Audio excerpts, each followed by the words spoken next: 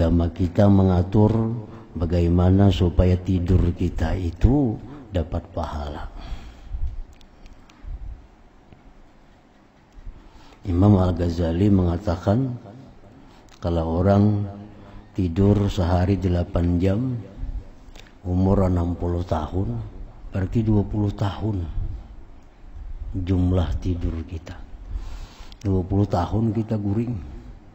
Nah, andai kata 20 tahun itu menjadi sesuatu yang bernilai ibadah, sesuatu yang menjadi nilai pahala, maka itu sangat banyak akan menambah timbangan amal kita di akhirat. Al-awwalu yang pertama, adab naum at-taharatu was-siwak, bersuci. Jadi hendaknya kita tidur itu dalam keadaan suci. Orang yang tidurnya itu selalu dalam keadaan bersuci, maka itu menjadi alamat, menjadi petunjuk bahwa orang ini pun kena matinya dalam keadaan suci. Itu alamatnya. Orang yang tidurnya selalu dalam keadaan bersuci, maka itu kena wafatnya pun orang ini dalam keadaan suci. Rasulullah sallallahu alaihi wasallam bersabda, "Idza nama al-'abdu 'ala taharah, urija bi ruhihi ila al-'arsy, wa kanat ru'yahu shadiqah, wa illam yakun 'ala taharah, qasurat ruhuhu 'anil bulugh, fatilkal manam adghasu ahlam la tasduq." Apabila tidur seorang hamba dalam keadaan suci, tidur dalam keadaan suci dari hadas besar, hadas kecil, suci. Nah, pada waktu tidur dalam keadaan suci itu, maka roh orang ini adalah memantau arsy Allah. Jadi roh kita ini naik ke arsy Allah, artinya dibukakan arsy Allah. Sehingga mimpi-mimpi yang didapatnya dalam tidur itu adalah benar. Dan apabila seseorang hamba tidurnya dalam keadaan tidak suci, maka rohnya itu pendek daripada sampai ke aras. Kada sampai ke aras. Nah, fatilkal manamat adghasu ahlam, maka mimpi-mimpi orang itu pun adalah bunga-bunga tidur, la tasduqu, tidak benar.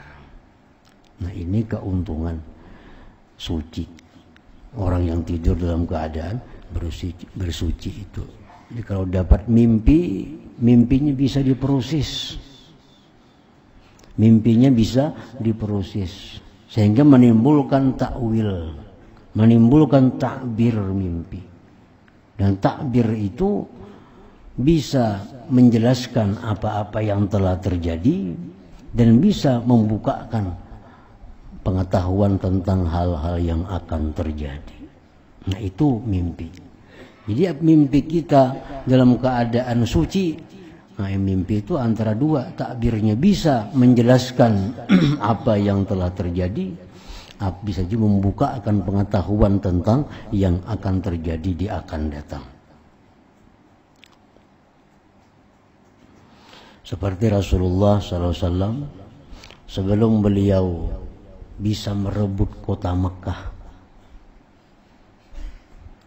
dimimpikan terlebih dahulu, laqad sadaqallahu rasulahu ar-ru'ya bil haqq la tadkhulunnal masjidal haram insyaallah aminin. Nah, jadi Nabi dalam mimpi beliau masuk kota Mekah, merebut kota Mekah dalam keadaan aman, dalam keadaan tiada perlawanan yang berarti daripada orang Quraisy. Nah, itu mimpi sebelum kejadian. Berapa waktu kemudian hanyar terjadi, dan ternyata apa yang dalam mimpi itu adalah benar. Nah, ini mimpi yang didapat dari tidur dalam keadaan bersuci. Asani yang kedua, ayyu'idda tahurahu wa siwakahu wa yanwi al-qiyam al-ibadah inda tayaqquz. Ayyu'idda tahurahu wa siwakahu, bahwa dia menyiapkan bersucinya, siwaknya, dan dia berniat akan bangkit untuk ibadah apabila terbangun di tengah malam. Ini niat. Jadi hendak guring itu sudah ada niat dan sudah ada persiapan. Ada persiapan sudah air untuk bersuci, ada persiapan siwak, ada niat kini bila bangun jam 4 atau jam 3 maka untuk beribadah kepada Allah Subhanahu wa ta'ala. As-salisu yang ketiga, an la yabita man lahu wasiyatun illa wa wasiyatuhu maktubatun 'inda ra'sih fa innahu la ya'manul qabda minan naum.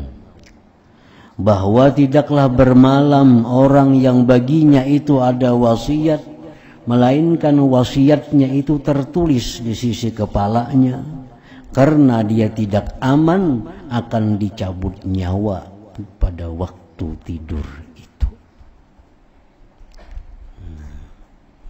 Jadi artinya sebelum kita tidur itu kita ada wasiat. Bisa wasiat itu berupa surat, bisa berupa ungkapan kepada istri kita atau kepada siapa. Wasiatnya apa? Pertama yang perlu diwasiatkan, perlu diberitahu adalah hutang-hutang kita. Nah, mestinya tahu. Ditulis di situ bahwa aku ada hutang dengan si Fulan bin Fulan sekian, ada hutang dengan Fulan bin Fulan sekian, ada hutang dengan Fulan bin Fulan sekian. Aku ada harta di sana, hartaku ada berupa kebun, ada berupa ini. Ini kalau orang di rumah kada tahu keadaan kita. Kalau di rumah kada tahu. Nah itu ada wasiat. Karena kita dalam keadaan tidur, kita kada aman. Bisa selajur. Banyak orang guring selajur.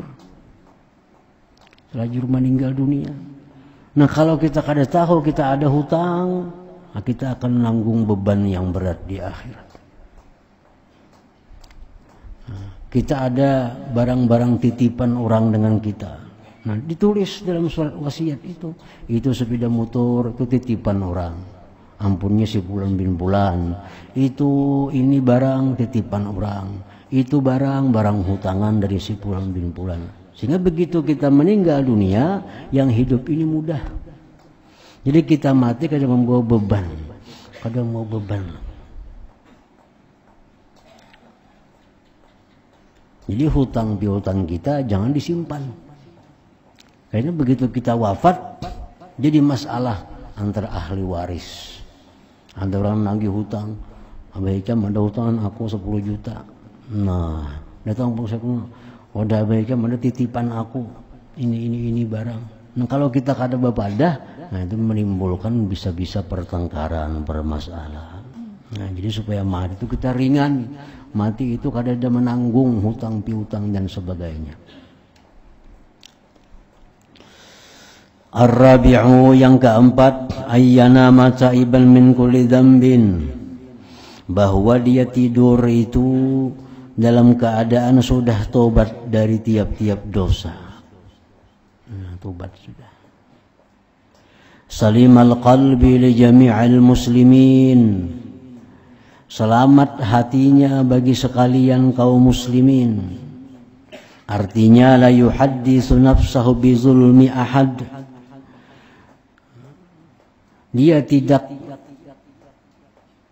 mencita-citakan, merencanakan, menceritakan akan dirinya dengan berbuat kezaliman kepada seseorang. Jadi waktu kita hendak tidur itu, kita sudah tobat dan hati kita kada ada niat untuk mengganggu seseorang bila bangun guring kahina. Kada ada niat.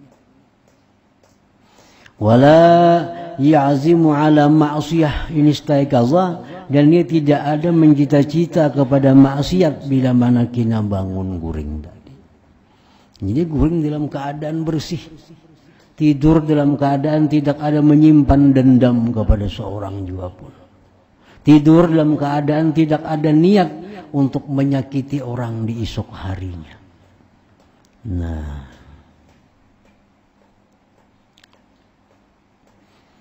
jadinya jangan belum guring sudah mencita-cita maksiat. Bangun belum guring sudah mencita-cita hendak maksiat. Karena esok aku hendak menggawi ini perbuatan maksiat. Esok kena aku hendak melakukan ini perbuatan maksiat. Cita-cita maksiat. Guring, nah ini orang guring dalam keadaan membawa kemaksiatan.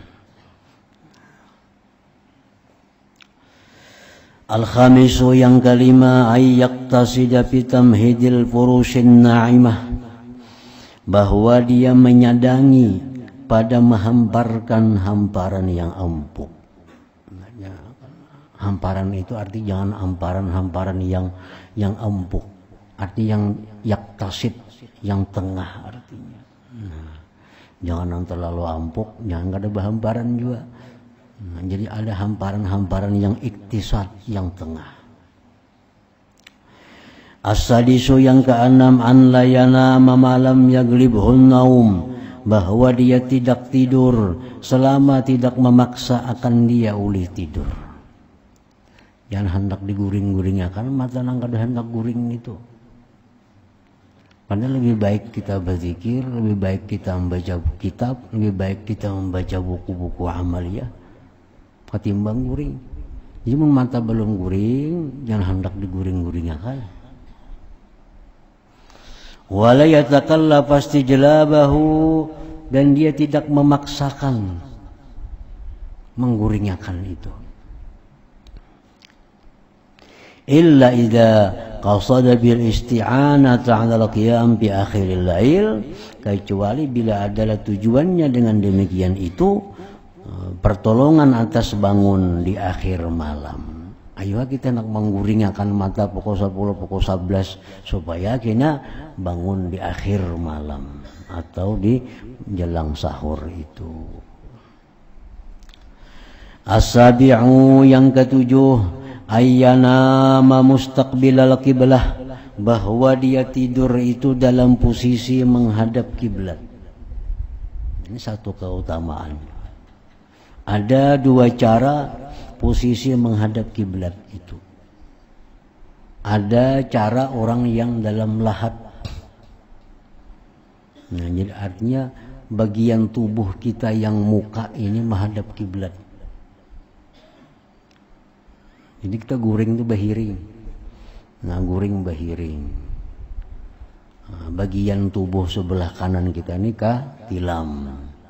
Nah, sedangkan wajah kita, dada kita, perut kita sampai seterusnya itu menghadap kiblat. Nah, adapun cara kedua menghadap kiblat itu batis menghadap kiblat, telapak batis menghadap kiblat, kepala membantal. Nah, itu menghadap kiblat juga artinya. Nah, kiblatnya di sana misalnya, nah guringnya betilantang nih guringnya. Guring betilantang, batisnya menghadap kiblat, tapi kepalanya tinggi dibentali. Nah, itu posisi menghadap kiblat juga ngarannya. Orang mati itu ada dua tuh. Orang mati ada dua. Nah, posisi orang mati waktu belum dikubur, posisi mayat itu menghadap kiblat. Artinya batisnya ke kiblat, nah, kepalanya dibentali. Kemudian posisi dalam kubur itu menghadap kiblat juga, tapi lain lagi. Hanya bagian wajahnya, dadanya, perutnya menghadap kiblat. Bahiring tuh. Nah, boleh antara dua itu mana kita pilih untuk guring supaya menghadap kiblat. As-saminu yang kedelapan, ad-du'a indan naum, ketika hendak tidur, bima warada, dengan yang datang daripada Rasulullah sallallahu alaihi wasallam. Artinya diakhirilah. Kita akhiri hidup kita, akhiri jaga kita dengan doa, dengan zikir. Ya minimal yang paling pindik ke asal ada. Bismikallahumma ahya wa amut misalnya. Bismikallahumma ahya wa amut. Enak lagi tambahi surah-surah apa misalnya ayatul kursi lebih bagus lagi supaya akhir jaga kita dengan zikir. Nah ini alamat juga, ini tanda juga orang nama amalkan itu kena akhir hidupnya pun dengan zikir juga. Wa minhu setengahnya qiraatul ikhlas wal mu'awwidzatain, membaca surah ikhlas, membaca falak dan annas, wa yanfuthu bihinna fi yadayhi, dia tiupkan dengannya dua tangannya, wa yamsahu bihima wajhahu, dia sapukan dengan dua tangan itu wajahnya, wa sa'ira jasadihi, dan sekalian jasadnya. Artinya kita buka dua tangan kita kayak berdoa kayak ini, nah kita bacakan qul huwallahu ahad, falak dan nas, kita tiup tangan kita, nah habis ditiup pusutakan kamuha, nah pusutakan kamuha, habis kemana kau sampai tangan di awak kita nih. Nah itu bagian dari ajaran Nabi juga bila hendak guring. Ayat kursi, wa tasbihi salasan wa salasin, subhanallah 33, wa tahmid kadzalik, alhamdulillah 33, wa takbir kadzalik, Allahu akbar 33. Itu termasuk amaliyah nang disunatkan hendak guring. Artinya belum ada samuan ya minimal ada hendak guring itu ditutup dengan zikir. Nah, kita berpandir pulang, nah bahasa pulang kita supaya akhir guring akhir bangun dengan zikir. At-tasi'u yang ke-9 ayyatazakkara 'indan naum annan nauma nau'u wafatin wa tayaqquza naumu ba'sin, bahwa dia mengingat ketika hendak guring itu bahwa guring atau tidur itu adalah satu macam kematian, dan bangun itu semacam dibangkit. Jadi kita hendak guring itu menyadari bahwa guringnya adalah wafat nih. Nah makanya itu kita suruh bersuci, disuruh bersuci, disuruh membereskan ya sekadang-kadangnya memberitahu hutang piutang segala macam. Kita disuruh lagi menghadap kiblat, kita disuruh lagi berzikir, karena semacam wafat ini. Dan bangun kayaknya semacam dibangkit. Wal yatahaqqaq annahu yutawaffa ala ma huwa al-ghalibu alayhi min hubbillah wa hubbi liqa'ih aw hubbi dunya wa yuhsyaru ala ma yutawaffa alayhi. Dan hendaklah dia meyakini, memastikan bahwa dia akan diwafatkan atas keadaan adalah dia terbanyak atas keadaan itu dari kecintaan kepada Allah, kecintaan kepada bertemu Allah, atau kecintaan dunia. Kita hendak tahu wafat kita dalam keadaan apa? Hendak tahu kita mati dalam keadaan apa? Nah, yakinilah bahwa kita mati itu dalam keadaan apa yang terbanyak kita kerjakan dalam hidup ini. Nah, kita mati dalam keadaan itu.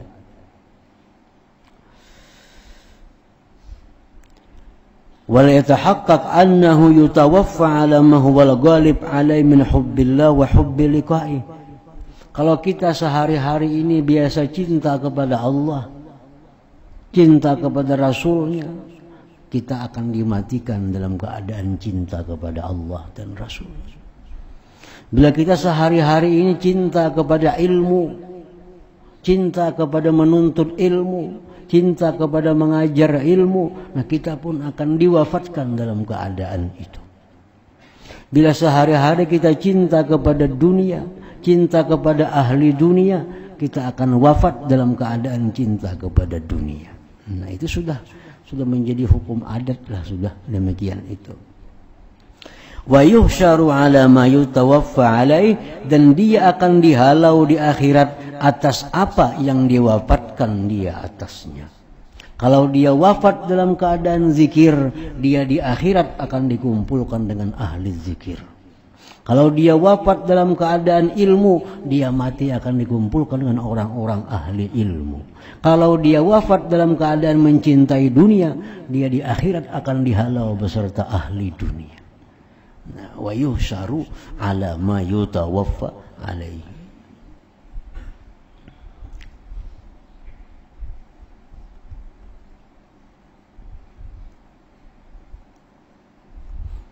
Ya, makanya biasanya mimpi-mimpi orang guring itu kada jauh dengan pekerjaannya sehari-hari. Itu sudah kebiasaan. Nah, orang yang memimpi di dalam tidurnya itu biasanya mimpinya itu kada jauh dengan apa yang dia kerjakan sehari-hari. Kada jauh dengan itu. Ada aja hubungannya. Halnya orang petani misalnya memimpi, ada mungkin mimpi jadi camat, tidak mau. Orang petani mimpinya paling apa? Urusan cangkul, urusan nukar pupuk, urusan bertanam. Ada hubungannya dengan gawiannya sehari-hari. Orang tukang, nah, mimpinya apa? Mimpi bisa menggeragaji, bisa mencari papan, bisa mencari semen. Orang pedagang mimpinya kada jauh dari itu. Nah, artinya apa? Bahwa di akhirat itu keadaan kita kayak apa? Kayak apa kita hidup di dalam dunia ini. Al-ashir yang ke-10, ad-du'a inda tanabbuh, doa ketika bangun. Nah, wal yaqul awalan, yang pertama-tama dia katakan alhamdulillahilladzi ahyana ba'da ma amatana wa ilaihin nusyur. Itu paling inting itulah. Ada hendak banyak itu paling kada. Alhamdulillahilladzi ahyana ba'da ma amatana wa ilaihin nusyur. Summa yaqra, kemudian dia baca khawatim Ali Imran 10 ayat akhir surah Ali Imran. Inna bi khalaqis samawati wal ardi al ayat. Wal yusabbi 10 bertasbih 10, wal yahmad kadzalik, alhamdulillah 10, wal yukabbir kadzalik, Allahu akbar 10, wal yuhallil kadzalik, tahlil la ilaha illallah 10. Nah, itu lebih banyaknya lagi, lebih lengkapnya lagi. Walhasil yang penting tidur ditutup dengan zikir, bangun pun dimulai dengan zikir. قالت عائشة رضي الله عنها كان صلى الله عليه وسلم إذا قام من الليل افتتح صلاته قال. Aisyah radhiyallahu anha berkata, adalah Rasulullah bila bangun dari malam hari beliau memulai. Qal, berkata beliau, Allahumma rabb Jibril wa Mikail wa Israfil fatir samawati wal ard alimal ghaib wasyahadah anta tahkumu baina ibadik fi ma kanu bihi yakhtalifun ihdini limakhtulifa fihi minal haqq biiznika innaka ahtadi man tasha ila siratim mustaqim. Summa yaftatihu shalah, kemudian Nabi mulai sembahyang. Wa yusalli raka'atain khafifatain, Nabi sembahyang 2 rakaat yang ringan. Summa yusalli masna masna, lalu sin sembahyang 2 rakaat, 2 rakaat, 2 rakaat, mata yassara lahu, yang mudah bagi beliau. Wa yakhtimu bil witir, dan beliau tutup dengan witir. Illam yakun qad shallal witra, jikalau beliau belum sembahyang witir. Bangun guring, sembahyang beberasi, sembahyang sunat wudu kah misalnya, sunat tahajud, sunat hajat kah. Nah, kayaknya hanya tutup dengan witir. Kalau belum berwitir, kalau sudah berwitir rimba isya, ada perlu lagi witir. Wa kana rubbama jahara bil qiraah wa rubbama asar. Kadang-kadang Nabi itu nyaring bacaan sitin, kadang-kadang asar pelan.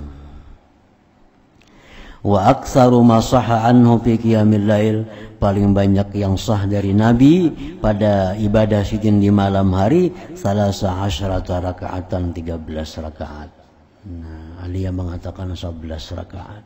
Di sembahyang Nabi malam itu dua, kita tutup dengan satu, sehingga jadi 11 atau jadi 13 rakaat. Nah itu terserah kita. Hendak 2 rakaat saja sembahyang, hendak 1 rakaat saja sembahyang. Asal ada sembahyang 4 di tengah malam atau di akhir malam itu. Nah, kita misalnya belum berwitir habis isya, mengguring, akhir malam kita bangun. Bangun kita berwudu, sembahyang minimal 1 rakaat, sembahyang sunat witir. Nah, supaya kita dapat bagian dalam orang-orang yang bangun di tengah malam.